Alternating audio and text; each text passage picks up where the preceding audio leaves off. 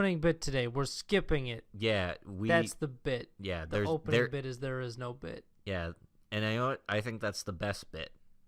The best bits. A grizzled old ranch hand told me once that a true cowboy's bits are in his heart. Cue finger guns. Cue real guns.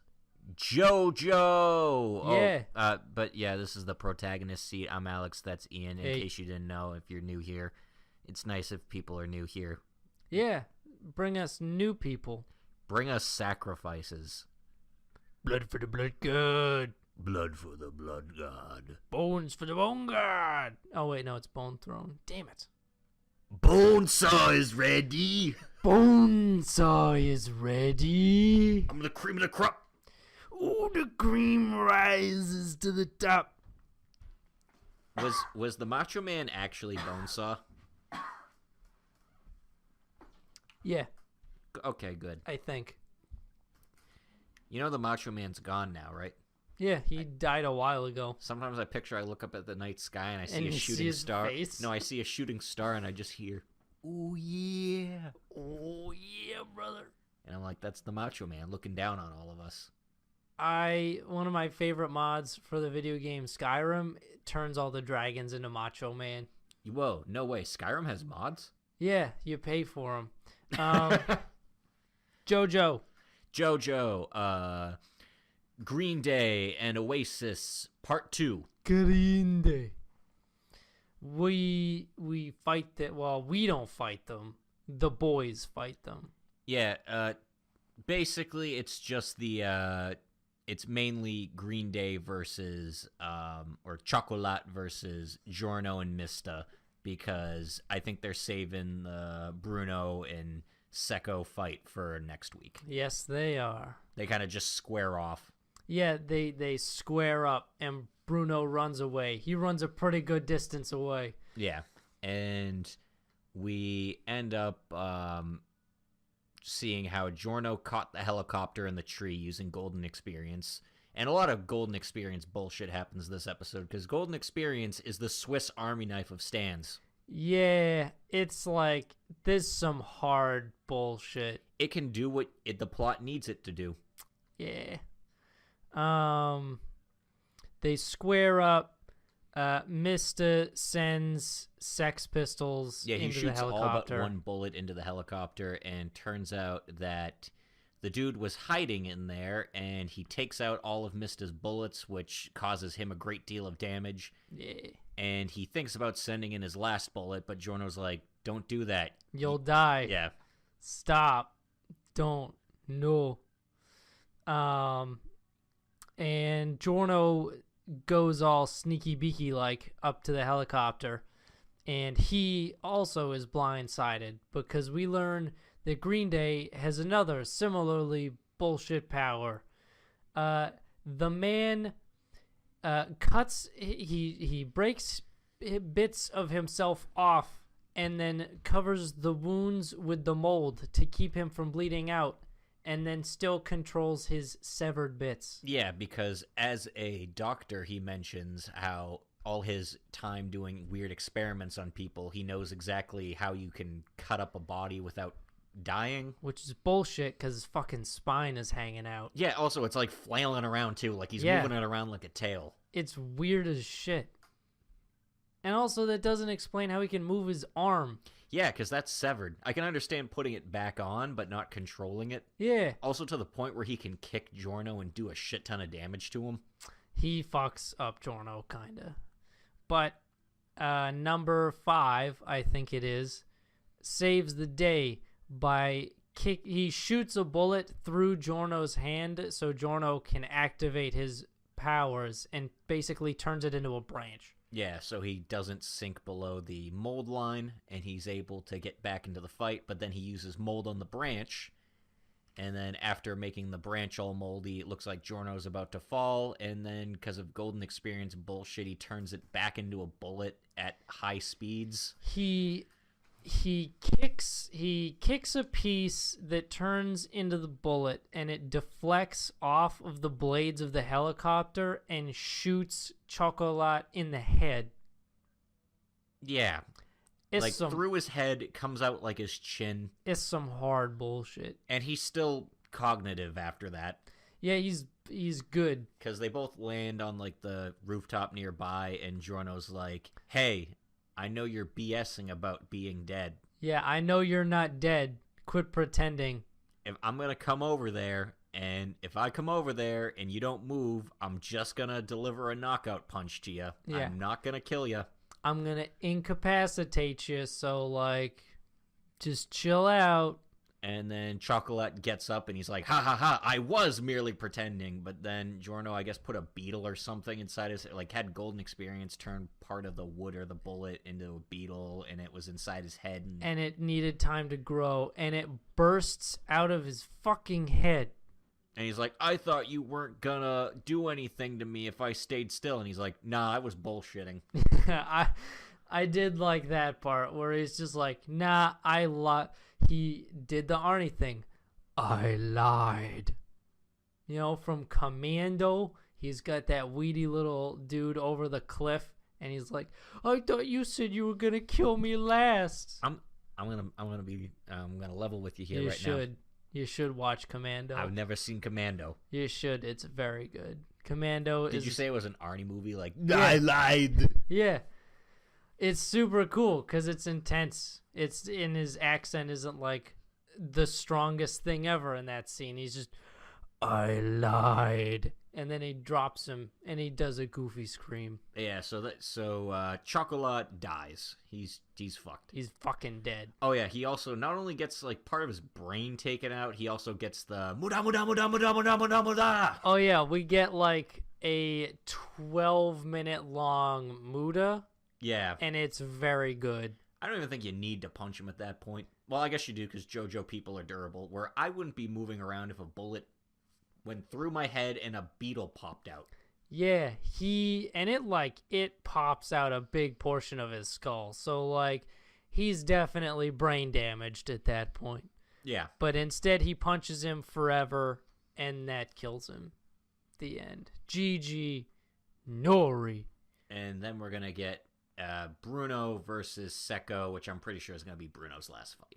Yeah. And we see from the Colosseum with a pair of binoculars peering over them a mysterious figure who is probably the person that they were on their way to meet, who Is Polnareff. Yeah, it's Polnareff. This series is like 20 years old. It's Polnareff. It's got his hair.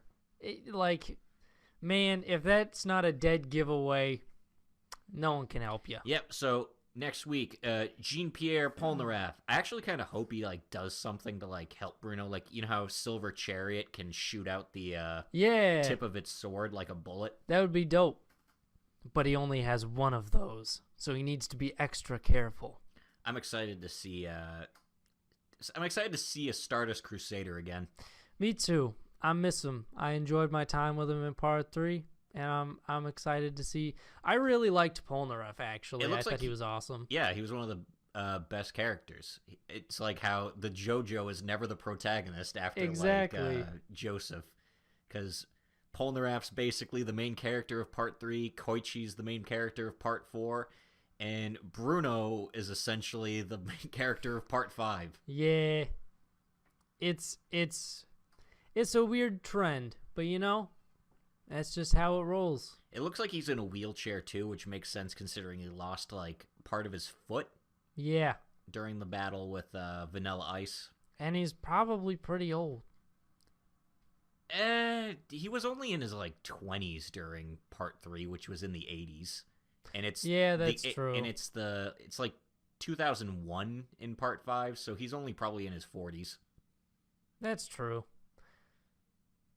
So he's not that old. He did get royally fucked by Dio, though. I mean, not as bad as some other people that were there. You know? Good point. You could say Kakouin got it a bit worse. Yeah. One could say that, considering he didn't walk away from that fight. Yeah. But I'm excited. I hope he gets to use his stand. Yeah, I want to see Silver Chariot again. Yeah, I want to see a stand that's not named after a musical reference. I know, that's going to be so weird. It's like, wait, a tarot card? Who would name stands after tarot cards? That's silly. That's just ridiculous. Shield Hero. The Rising of the Shield Hero, Yep. Pope Soup Edition. Yeah. We get the battle against the Pope and organized religion. And it doesn't go great for a lot of it. Yeah, they fight the Pope. They're not really doing anything. They're not effective against him. But then they start to realize that the Pope's an asshole because he's like, hey, I need more mana. And they're like, our followers have given all that they have. Well, to die in the service of God is the greatest honor that there is, so have them give more. Be martyrs for the cause. I have no idea. Like, he always goes on about God, but their religion is the heroes, so it's... Yeah. I don't fully understand it, but whatever. Like, whose authority is he acting under? Like, the past heroes? That's a very good question. And he also speaks of God as a singular, even though they're the church of the three heroes? It's not super well defined. I'll give you that. But yes. Also, now Fumi decides to use the curse shield again, and then it's kind of telling him, like, dude, go full ham on, like, a 3 Days Grace song. And he's like, I don't want to do that. And they're like, come on, man. You remember the album 1X? We're going to play that for you. I hate everything about you. And then he starts to lose it, but then he comes back and realizes Melty, Raftalia, and Philo are all hugging him, but they got those, like, curse burn marks on him now. Now they're going to have to try even harder to get some holy water potion shit. Yeah. To cure their curse burns. But now he's got, like, this cool, like, black armor all over him. It's dope as hell. Yeah, and so then he basically comes up with a plan where everyone actually works together. And he has the casters and Itsuki fire at him from range, so he's focused on, like, defending against them. But then he has Ren and Raftalia run up and hit him at close range. And then he has Motoyasu kind of hit his shield so he can kind of, like, you know, reflect it. Yeah. Because he basically reflects Motoyasu's attack into the Pope. And then the Queen shows up. Yeah, with an army. Yep, and she basically kind of crushes the Pope guy by freezing him in, like, ice, but it's not enough. He breaks out of it. But now Fumi uses a new move, Blood Sacrifice. Blood Sacrifice. And the most metal shit of all time. All the blood shoots out of his body for the most part. And then after the Pope's like, what a fitting end for the devil. You just cursed yourself. But then all of a sudden out of the blood rises a giant, weird snake-like thing. A giant metal bear trap. Yeah, giant metal bear dragon. trap that is like a snake dragon. And it grabs him, and he's trying to use his spear thing to kind of keep the jaws open. He's like, why me? Why is this happening to me? And then it breaks, and then he gets turned into Pope Soup. Yeah. And we just see a giant blood, like, pool underneath, and then the glasses float up. It's cool as fuck. And then now Fumi collapses because... he lost a lot of blood. Yeah, and then the Queen comes down. She's like, we will definitely save the shield hero. I am, what's-her-face, Queen of Malamark. It's like Mel something. It's like Meliora Melromark or something. Her last name's the name of the country, which is like Melomark. And her daughters are both named Melty and Malty. Mine. Well, mine's actual name is Malty. Oh, that's right. Yeah. It's Melty Malty. There's a clear naming convention with the royalty of Melromark. Yeah. And... yeah, I think in the next episode we're going to see Naofumi start getting some respect. He dang well better. Because I already saw the preview for the next episode, and it looks like, you know, everyone's back in Melomark, and Queen's back in charge, and the King and Malty don't look too happy. They look like they're in big trouble. You know what? If I had to guess, I'd probably say they are in big trouble. Because, you know... in Little China. They both fucked everything up. Yeah, super hard. Because the king wasn't supposed to summon every single hero.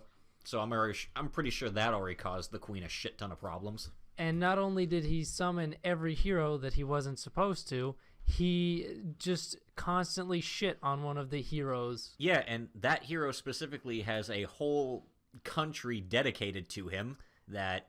They're probably going to be a little pissed. Yeah, that their religion is based around him. So the fact that they basically summoned their god to shit on probably doesn't bode well. I'd probably be a little upset at that. I'd be salty, so to speak. Yeah, also, I don't think Malamark wants to be picking fights with its neighbors.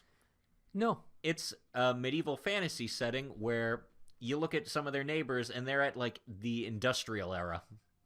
Yeah, and they're in the middle. They're dead in the middle of everybody. So it's like, GG. No re.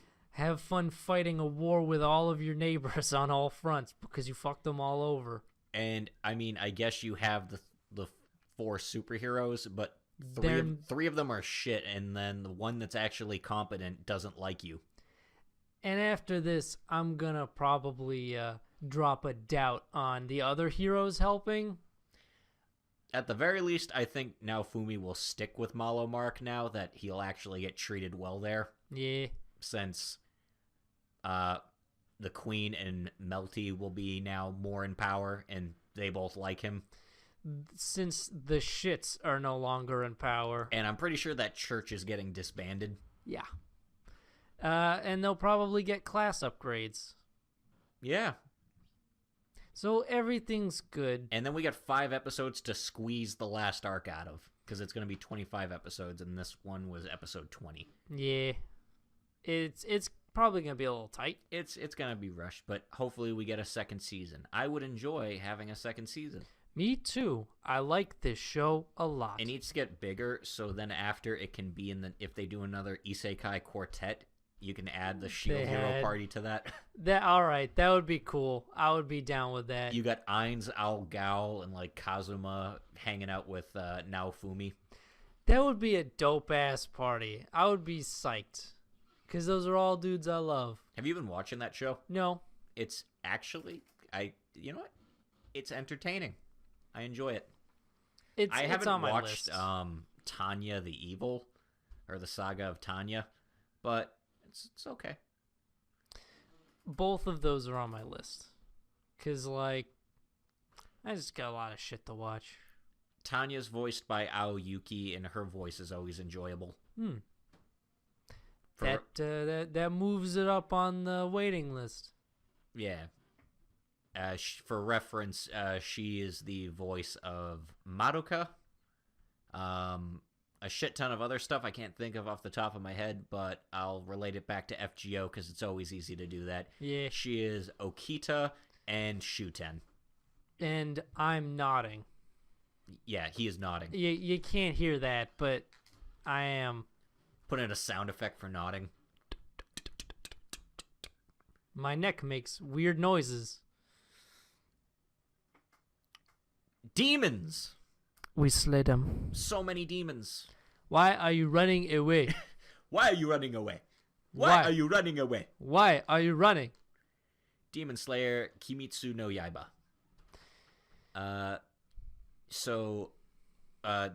We ended off with that guy biting his wife's neck, and all I can ask is, Annie, are you okay? Are you okay? Are you okay, Annie? Annie, are you okay? Won't you tell us? Are you okay, Annie? Shit gets dropped.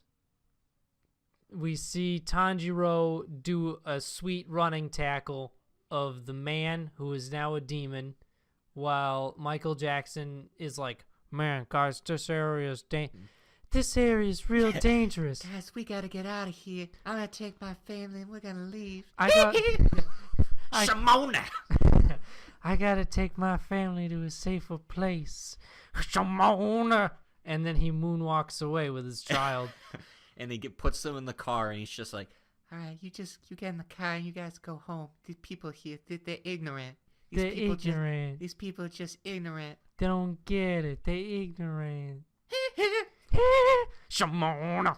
And then they leave, and then he starts walking down an alley, and then a bunch of drunks kind of pick a fight with him. And he fucks these people up. At first, he bumps into a guy, and he's just like, "Excuse me, I'm just trying to be on my way." And naturally, because of course not, the dude is like, "Nah, man, I'm gonna beat you up, And he's Michael like- Jackson." And then he's like, "Hey, you look really like sick and disgusting. Like you look like you're a corpse. I bet I could kick your ass, dude." And then he's just like, "That's just ignorant. That's an ignorant statement you said right there." And then he punches him into a wall and like breaks. I'm pretty sure like all everything. his bones. He slaps him into the wall with one sparkling glove. And then the dude's brother, like a bigger guy, is just like, "Hey, what did you do?" And he's like, "He's just ignorant. All these people are ignorant." He's just ignorant. And he kicks him, and he flies up in the air, and I'm pretty sure he just destroyed his internal organs with that. Yeah, Team Rocket's blasting off again. And then the last person there is a woman who's just terrified of him. I felt the worst for this lady. Yeah. She gets the raw ass end of the deal. And he basically monologues about how he's a perfect being. And he's like, "Tell me, do I look sick? Do I look like I'm dying?" And then he sticks his nail in her forehead, which starts turning her into a demon. He starts injecting his blood into her head. And he's like, "You see, the human body can't withstand the speed. Can't withstand all the demon blood inside him. So it falls apart at the cellular level." Shimona! And then this fucking lady gets gooped. She gets gooped. And then she gets gooped, and he moonwalks away, and two of his subordinates show up, and he's just like, Go find that guy with the earrings. He's I like ignorant. Him. He's ignorant. Take out the guy with the earrings. And there's like a little flashback to, I guess at one point he faced off against another demon slayer with those earrings. and that dude fucked him up. And you know what? That was probably in the past, and maybe that was like one of Tanjiro's ancestors, since we never see a paternal figure in his life. Probably. Meanwhile, back at the ranch. Also, that dude had reddish hair, and they always comment on Tanjiro's reddish hair. Yeah. And he also had a crimson blade, which is one of the things they were talking about. Like, "Oh, I bet you gotta have a crimson blade." But meanwhile, back at the ranch, Tanjiro is wrestling with a demon man, and he's like, he's giving some real good ass first aid advice to people. And the police are just kind of like, "Hey, let us handle it from here. Get off of him, kid." And he's like, "No, I literally can't do that. He will kill everybody." And they start beating Tanjiro because And he's like, "I police don't want brutality. this person to hurt anybody else." And then after one of the people in the crowd's just like, "Huh, he considered that demon a person." So then she used this weird like scent thing, which looked really cool because it was almost did. like paint flying across, Yeah, it's cool shit. where it like kind of like staggered everybody so she could approach him. It was basically like a weird fragrant smoke screen, Yeah. but it looked really cool. And then she came and kind of helped Tanjiro, and then it kind of cut because it went. We did this out of order, but like cut after to the Michael Jackson in the alley, and then after it cut to Tanjiro with the udon guy Yeah, because he went back to go get his sister, I was happy that Udon guy is not gone. and he's pissed. He's not pissed that Tanjiro left. He's pissed that he like dumped all like his udon on the ground. Yeah, he's more like, "You didn't appreciate my cooking." "You didn't appreciate the udon I made," So Tanjiro basically orders two. and just downs him. And this earns his respect. That dude looks at him and he's like, "You're one of my people." Yeah. And then he comes across someone who's there to escort him to where the doctor lady lives. It's the younger kid who was with the doctor lady. And he's kind of a shit. He's not kind of a shit. He is a shit. He is 150% a shit. He's annoying. I don't like him. He gets mad at everything Tanjiro does. Yeah, for no reason. And Yeah. his only internal monologue is, "Man, Dr. Lady looks super hot." Yeah, so I don't care about him or like him. Yeah. And then they finally get to the place where she has like a secret little hideout where you have to walk through a illusionary wall to get there. You have to mash X on the wall so that the illusory wall opens up.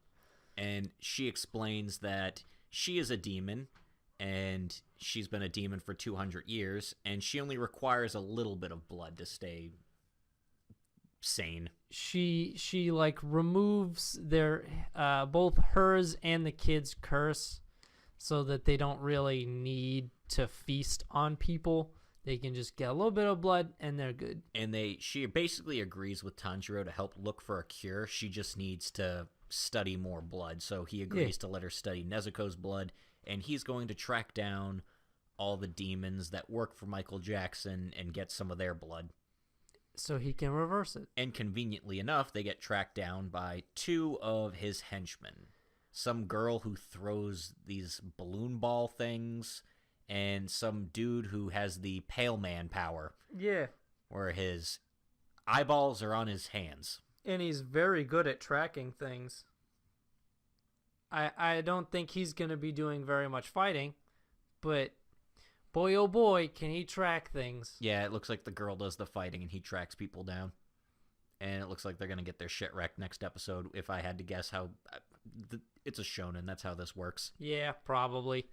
Because there's nothing... I enjoy watching it because it is visually appealing, but in terms of bringing something new to the table, it just does not. Yeah, imagine if it didn't look as good, this show. I wouldn't want to watch it. I'm going to say that just flat out. I would not want to watch this show if it was not a UFO. You know, if it was not made by the people who made it. UFO table? Yeah. Yeah, well, get ready because it's 2 core. Yeah. And that's going to be probably the only one that's going to go into summer with us. Yeah, that's going to be weird. You know what was weird? Nope. Senko-san this episode. Yeah. I wasn't, completely down with the first half. No.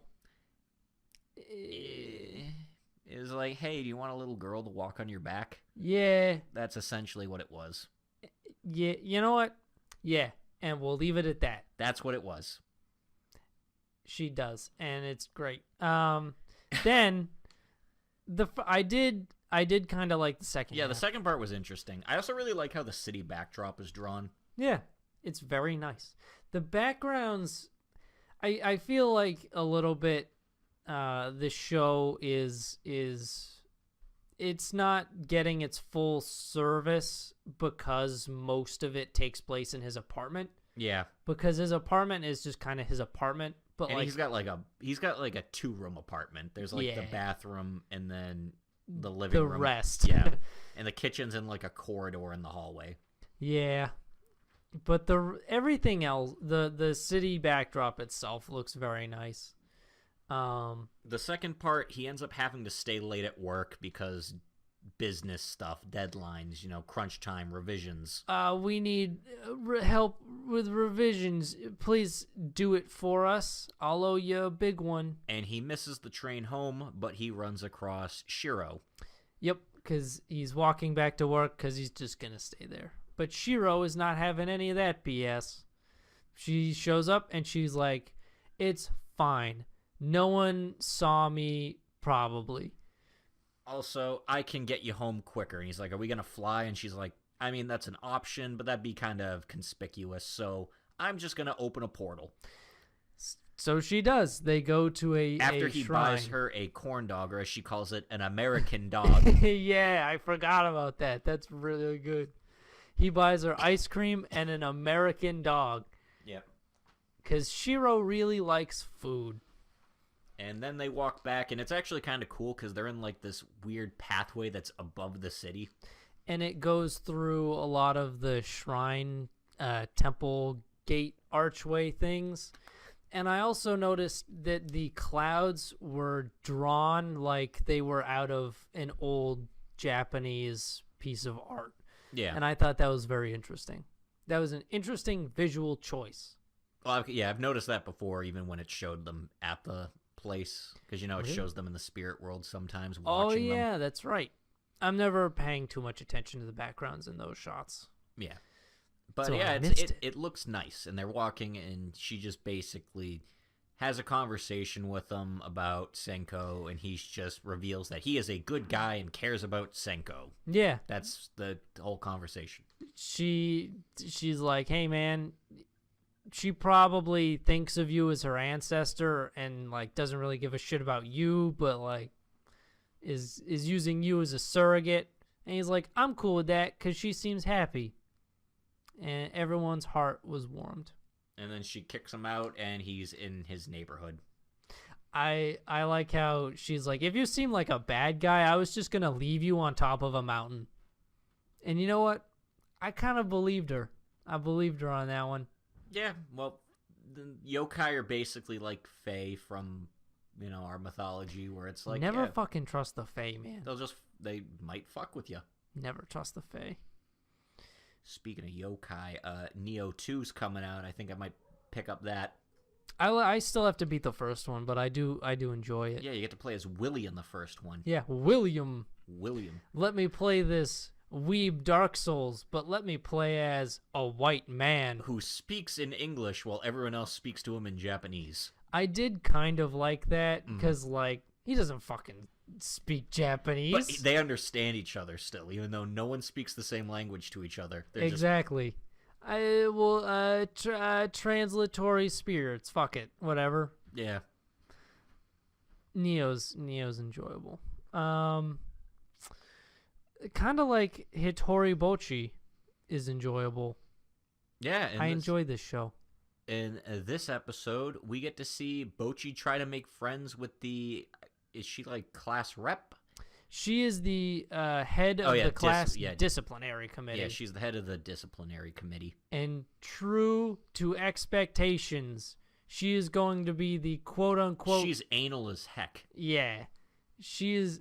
And she doesn't... She has a policy. She's like, I'm not going to make friends. And I was like, of course, I knew it. But of course, after hanging out with Bochi, because she agrees to hang out with Bochi, but she doesn't make friends or anything. I'll talk to you, but I'm not going to be your friend. And yeah, so she starts thinking about, you can see later in the episode, fun times with Bochi. And it's like... It's funny. Yeah. It's funny. It's amusing to her. Yeah, it's nice. And we get another glimpse into Sakota. I felt bad. Like this episode made me feel bad for her. Yeah, she's kind of lonely. She lives alone, and lately, since because I'm assuming she left whatever countries she's in, and she's like, "Mom, Dad, I'm gonna go become a ninja." Yeah, and her dad was probably like, "Good job," because he's probably like some some weeb garbage.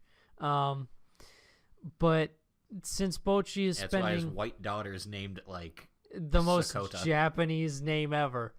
But since Bochi has been spending so much time trying to make friends with disciplinary girl, she hasn't been hanging out with Sakota, and it's like she's a little lonely.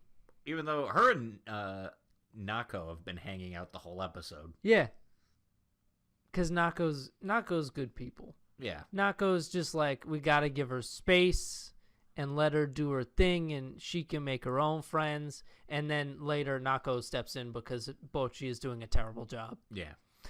That's really the whole episode. Yeah.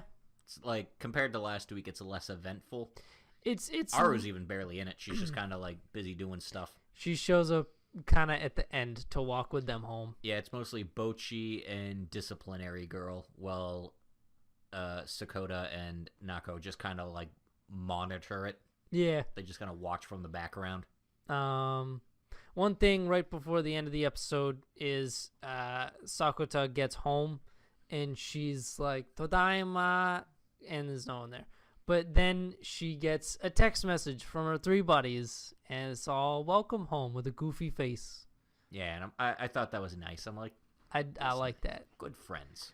I was like, my comfy factor. Yeah. It's increased. Bochi's a lot more comfy than Senko-san. Oh, Senko-san has become like goop. Yeah. Where it's not even like it's just goop. Yeah. But Bochi is very comfy. It's just about friends being friends and trying to make more friends. Increasing the friend empire. I must increase my friend empire. You must build additional pylons. Yeah. Koto is pretty cool. It's an interesting instrument. Yeah, so now to talk about my favorite show this season. It's very good. This show is very good. It went up to Robbie Hachi this week. It was better than that. Yeah. Robbie Hachi was amusing, Yeah. but it wasn't. This show breaks fucking bounds, man. It breaks bounds. I'm just worried about calling it my favorite because Magical Spec Ops was the last season and then it shat the bed. Yeah, but that was one that we kind of went in knowing like this could very easily. It was always a gamble with that one. Yeah, this could very easily just shit super hard, and it did. But yeah, in this one, they're all chilling out. They're all happy that bitchy girl, I think her name's Caruso. Yeah, Caruso. Caruso joined, and Robinson Caruso. And she shows up and she's got bandages on her cheeks, and they're like, "Hey, what happened?" And she's like, "I went and apologized to everybody whose friendships I ruined, and they all slapped me." And they're like, "Hey, at least you went and did that." Well, you're trying. Good on you, kid. And now she seems really close with Hozaki. It's kind of a one-sided closeness. Yeah. She is foisting herself onto Hozaki. Because it's like, you are my only friend now. And Hozaki's like... Or like my only female friend. Yeah, and Hozaki's just like, yes. Okay. And they all, Kudo asks Hozaki to play the song that they're all going to play for them because they just want to see her play it. Because he just can't fucking figure it out, man. He can't figure out how to face it head on. And then she plays it, and then they're like, damn. And they're like, how do we play it like that? And she's like, that's my style. You guys should all develop your own style. Develop your own style, nerds. And then the teacher monitors them that episode. Like, he comes in to watch for a little bit. I get a weird vibe with him. He seems like a shit, but he's probably not a complete shitbag. Yeah. Because there's a part where he basically, near the end of the episode, after they decide to go see another school play, he ends up talking to club president guy, and he's just like, yeah, I'll go. He's like, maybe it'll be a reality check for all you guys, and he's like angry about it. He's like, yeah, you're gonna need that if you want to, like, you know, aim higher. If you're really aiming to improve yourself, so you're gonna need it. He seems like a tough love teacher where he's like, none of you, like, he always says, like, you know, none of you guys are serious, but he probably actually means, like, you gotta get serious. Yeah. But he sounds like a dick the way he says it. He just says it in the worst way possible, so he comes across as a total dickbag. And they're all, they go to Chica and his delinquent friends go to his house, because they're like, hey, Chica, where do you live now? And he's like, oh, you didn't know? I live with my aunt. And they're like, oh, you have a place to practice? We should go hang out over your house. Yeah, we should go practice at your house, Chica. Turns out he lives in a nice apartment that could rival the quintuplets. Yeah, his aunt's fucking loaded. Yep. And I love his room. It's and so his aunt's good. hot. She's spicy. Yeah. So they go to his apartment. And as they get there, they're like, so where's your room? And he's like, over there. And it's just in the living room. There's like a little divider put up. And in the corner is just a sleeping mat on the floor. Yeah, and there's a piece of paper that says Chica's room, like, taped to the divider. It's so good. Because he doesn't seem to give a shit. Because you know what? He's Chica. Yeah. And then he's talking about his grandpa's Kodo and how he can't play it, and all of them are like, "No, you should play it." What? Yeah, it was built for you. Yeah, and he would want you to play it. And then the aunt even says, she's like, "If my dad were still around, he'd probably say something like, 'Just play it, dumbass.'" Yeah, quit pissing around and play it. And then he does, and they're all like blown away by it, like, "Whoa, whoa." Because everyone is blown away in this show by, like, just a string pluck. That's the one thing in this show that really kind of has me like, come on, is no matter what, everyone is always super blown away by it. This changes people's also, lives. everyone is tied to the Koto. Even the part with when she asks, like, the professor, when they're all sitting in the, like, classroom together, the club advisor, she's like, do you have any musical experience, sensei? And he's like, nah. I'm like, he probably does. He does. He's lying. He probably is one of those people that wanted to go pro but didn't go pro, which is why he's hard on them. How much you want to bet he fucking knows Chica's grandfather as well? Everyone does. Literally everyone does. Everyone in this show is connected to the. Everyone's connected to Chica. To a man who dies before the show starts. Yeah. But anyway, he plays and he's pretty good, and that you can see like the grandpa's like spirit kind of like patting him on the back, and then he smiles, and all the delinquent dudes cry. 'Cause it's so beautiful. Oh my god. And then they're hanging out in the club room, and two girls from another school show up. And they're basically there to be like, Hozaki shouldn't be at this school. She should be at our school because our school doesn't have men. They're waiting right outside the door, and Chica shows up, and he's like, can you get out of the way of the door? And I like how it does a shot of what they see, and it's him looking like super evil. And then all the delinquent dudes show up, and then like they're like, more men. And then and the club president dude opens the door like, hey, what's all the commotion outside? This Kodo club is full of men. And then Hozaki shows up, and she's like, what? No. What? No. And she's like, hey, you're too good to be playing in a place like this. You should come to our school. And then she's like, that's not true. I like it here. I like playing with these guys. Stop. You're being weird. And she's like, well, we have a recital or something coming up. Come and watch us, and you'll see how much better we are. And they're like, okay. And then Hozaki and Kudo are in the classroom trying to do like an exercise to keep like beat with each other or something, or stay on like separate beats. Yeah. And they're just kind of like practicing and stuff, and then he's teasing her, and then he does like a smile that basically he does the pretty boy smile. He does a smile, or like he does like a genuine laugh that because she's super crushing on him. Yeah, she has to like turn away and hide her face. And he's like, yo, what's wrong? He's like, are you picking a fight with me or something? You want to fight, Hozaki? And they're just the best pairing. It's super good. I love it a lot. I ship it. And then we're probably going to go next week, and because club president dude is like, he seems to be doubting their club for some reason, because I guess one of the schools that's going to be there, not the all-girls school, is a school he wanted to go to. And that all his friends got into. But he failed to get in, because you have to basically place to get into high schools that you want over there. Yeah. And yeah, so he's probably going to see them play and go through an arc where he's like, we'll never be as good as them. And then Chica's going to save the day. And he's going to be like, you're a dumbass. And he's like, I guess I've been a dumbass the whole time. Quit being a dipshit. We're great. And he does. Robiachi. They go to amusement park Funland that is only fun. You are not allowed to not have fun. Enforced mandatory fun. They get to the planet, and immediately all these girls dressed like flowers show up and start singing about how fun it is. It's so good. And Hachi, being Hachi, just kind of throws himself into it. Robbie and Iku are both like, man, I fucking hate musicals. This does not go over And all well. of a sudden, they all just glare at them, and they're like, ugh. It's scary.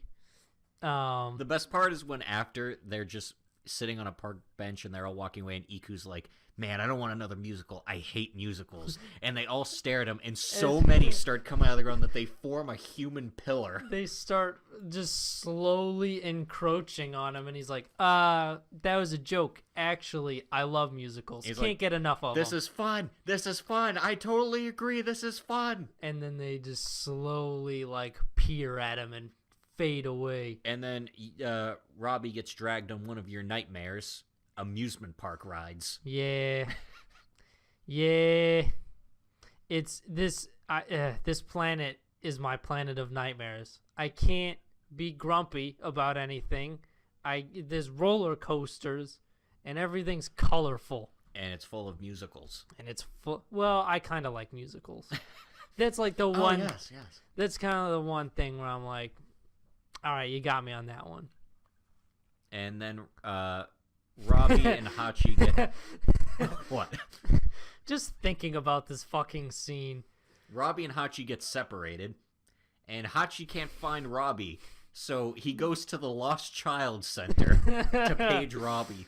And he's sitting there with all these kids just looking sad, holding his popcorn. I love it because he has he buys this flavored popcorn rose bucket, and they get separated, and he can't find Robbie because they're busy. So he just sits down next to a trash can and looks all sad. And one of the workers has to come by and are you lost? Are you okay? Are you okay?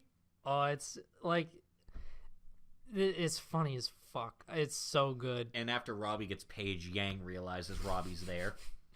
They're hunting for him. And turns out there's something where they're at some specific festival where the king and queen of the festival are chosen, and they're supposed to be bound together for life. And Yang really wants to have that happen with him and Robbie. He is hell-bent on being bound to Robbie through this ritual.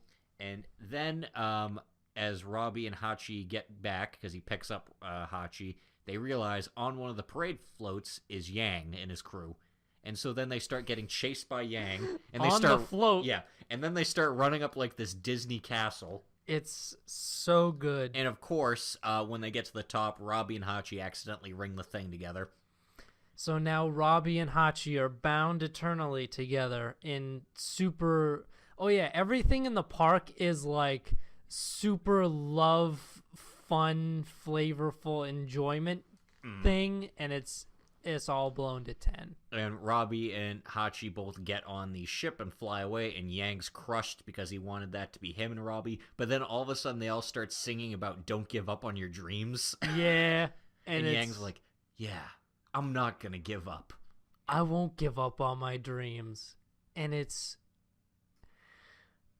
pretty good. It was a weird episode this week. Koto show is still top tier, but this is definitely pretty head and shoulders above most of these. We saved the best for last. Yeah.